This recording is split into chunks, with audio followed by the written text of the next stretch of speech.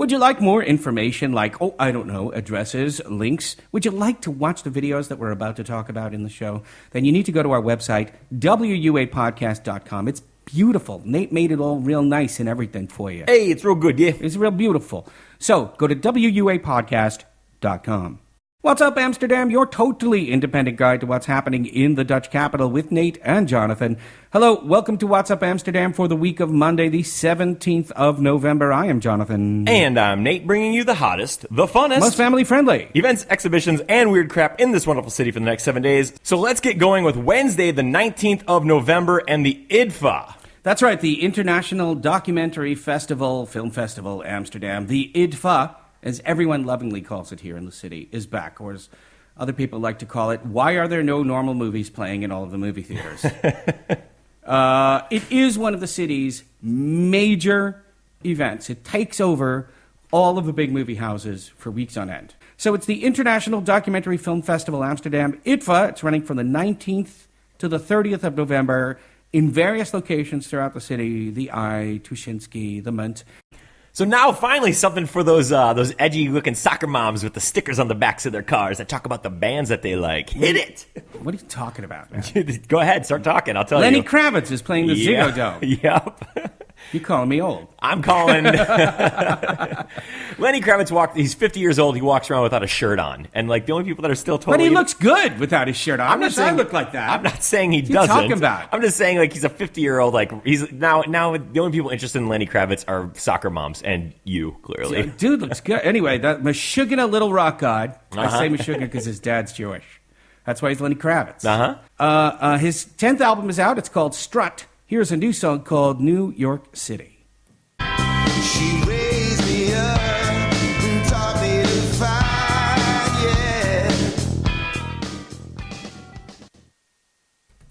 So the song's called New York City, which of course he chose to fill with New York City cliches. Yes, he did. Not his best lyrics. Eating cheesecake in Brooklyn. Have a slice of pie in the Bronx. It's gritty, dirty, dark. It's a hard life in New York City. Oh, my God. It's not great. If he plays Are You Gonna Go My Way, though, I'd be stoked. Lenny Kravitz is playing the Ziggo Dome, which is located technically at the Passage 100. To you folks, that's Amsterdam Arena. Right. That's really where it's located. 8 p.m. And then the really interesting thing for me is the Silver Apples are playing at the Aki. Silver Apples started as a regular-ass five-piece rock and roll band in New York back in the folky 60s, when one day the singer Simeon, he brought in an audio oscillator to band practice, then another, then he invented a synthesizer, which he named after himself. Then everyone in the band quit except for the drummer. And then they renamed themselves the Silver Apples. The Silver Apples went on to make trippy-ass dance music that's equally pop and experimental proto-krautrock. So I think this would be the perfect time to drop that tab of acid you've been hiding in your copy of Naked Lunch. Let's listen to a song called You and I by Silver Apples.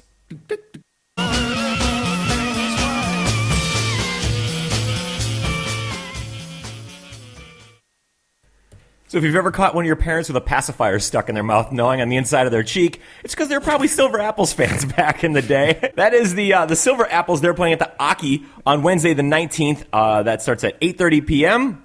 Thursday the 20th of November, it's time for a candlelight concert about Misha Hillesum. Now, back in the 40s, Michael Misha Hillesum, was a highly promising Dutch Jewish concert pianist and composer until he got arrested and sent to a concentration camp, and that just got in the way of his career. A concert of his works are being staged at the Portuguese synagogue by candlelight.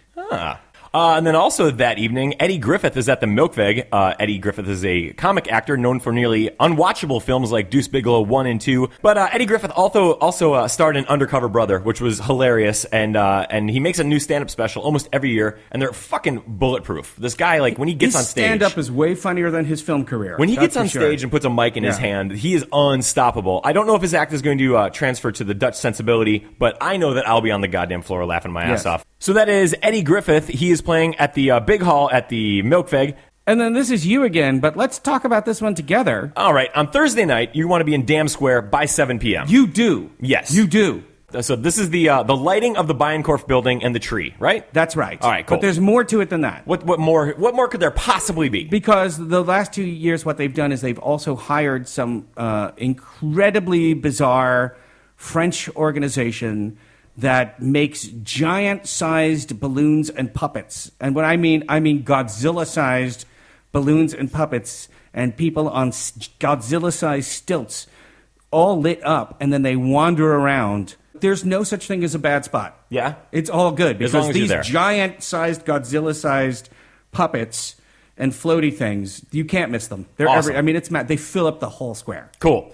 And then that evening, Dr. John is at the North Sea Jazz Club in the Westergasfabriek. New Orleans native Dr. John has been playing his mix of voodoo jazz, Love Dr. zydeco, blues, rock, and soul since the late 1950s. He's a 6-time Grammy Award winner, and in 2011, he was inducted into the Rock and Roll Hall of Fame. He was a heroin dealer in the 50s, ran a whorehouse for a bit, and then an abortion clinic, so he knows how to make a business work.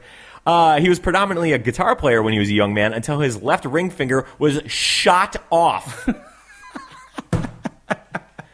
He then switched mainly to piano. Who the guy who taught him how to play piano? Professor Longhair. Yeah. He then ended up backing up Sonny and Cher, Canned Heat, and Frank Zappa before striking out on his own. His first hit was a cover of Iko Iko, Yeah. which is pretty awesome.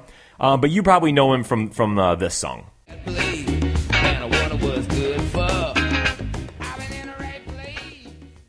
In the wrong time. That song is badass. It's just badass. He's amazing. And now Dr. that you John. know like how much life he's lived, Yeah. it makes it even more exciting to see him play. He is one of the living epitomes of New Orleans. Yes, I'd say. absolutely. Yeah. Completely. So that is going on at the North Sea Jazz Club on Thursday the 20th at 9 p.m. Friday, the 21st of November, it's English Story Night again at the Mesrab. We plug these guys every single time. So I don't know what else to say other than they tell true stories. Right? You can go up and tell a true story too. Starts at 7 p.m. So it's Wilhelmina Pakhuis Fame-Kade 572DD for downstairs. It's 100% free, but they pay their rent with tips. All right. What else can I say? There's nothing else you can say. Stop asking. Now, you know in the white person saves troubled black student movies when the white person tells the troubled black students that rap is just poetry with a beat and then rhymes James Joyce with Rolls Royce? Well, Kate Tempest is all that. She's a white girl from South London, a published poet, spoken word artist, and playwright, which is impressive. But in 2014, this is not a very lucrative career. So she took her poems and started rapping them, which was a good move because even though people claim to love poetry, they usually love pop music slightly more. Let's listen to Kate Tempest and her song, The Beigeness. You hide, ain't hiding, no fun ground, but we ain't siding. Them things go on you, let them be. Nothing you weep for. That is Kate Tempest at the Paradiso on Friday the 21st. It gets going at 10 p.m. Now, it's almost time for the 2014 Cannabis Cup, so sit back and enjoy while professional marijuana appreciators roll through town and try to hold it together for an entire week while attempting to have scientific discussions about body highs and new non-anal ways to get weed past TSA. The Winston Kingdom is playing host to a pre-party with Rock from Helta Skelta, who is also in Boot Camp Click, Smith & Wesson, and Fab Five, and God knows what else. He's East Coast hip-hop from his Yankees hat that's tilted just so to his untied Timbs. This show is going to pack out because he is a huge rapper and he is playing a very, very small room. But it's going to be a super fun show. Also on the show is a beatboxer named Mad Track, which is always cool. So that is Rock from Helta Skelta. He'll be at Winston Kingdom on Saturday the 22nd at 9 p.m. And now, it's time for a little bit of the old-fashioned magic. Oh. You know what I mean? The David Copperfield type where you have sort of like a sexy man, or at least a man who thinks he's sexy, dressed up in sexy clothes with sexy women. Right. And things are sparkly. Yeah. There's a lot of sparkly. There's a lot of smoke machines. There's a lot of men holding up their hands like, look at the power, like powder beams that are about to emerge from his hands. Uh-huh. You know? Hans Klok is exactly that kind of old-fashioned magician. Up is down, left is right. That's right. Don't believe everything that you see. Don't believe anything that you see. Everything's sparkly. There's a lot of hairspray in his hair. His shirt is open to his waist. Right. He's very blonde. Yeah. He works in Vegas a lot. Oh, cool. Okay. He's that kind of a magician. He's that level. Yeah, they call him the fastest musician in the world. He's thrilled audiences. That's what his wife says. He's gay. That's what his husband says. From Vegas to the West End. Anyway, he's going to play the Amsterdam Rye Theater on the 22nd and the 23rd of November. He's got a new production. It's called The New Houdini. A tribute. Yes, sir. I think that was the show he did last year. And he's doing it again. All right. In addition to plenty of his trademark lightning quick tricks, also he will get punched in the stomach when not ready and die, just like his hero, Harry Houdini. Feel like you added that. Okay, that is not in the original marketing text. Right. Also, Hans Klock doesn't actually die. No, he'll live forever. He might get punched in the stomach, though. Might take but one it won't for be the... me. I'm not threatening you, Hans. I'm not threatening you. Do you This like isn't coming magic? from me. I love magic. I hate it. Yeah? Yeah, because I feel like I should be able to figure out the trick.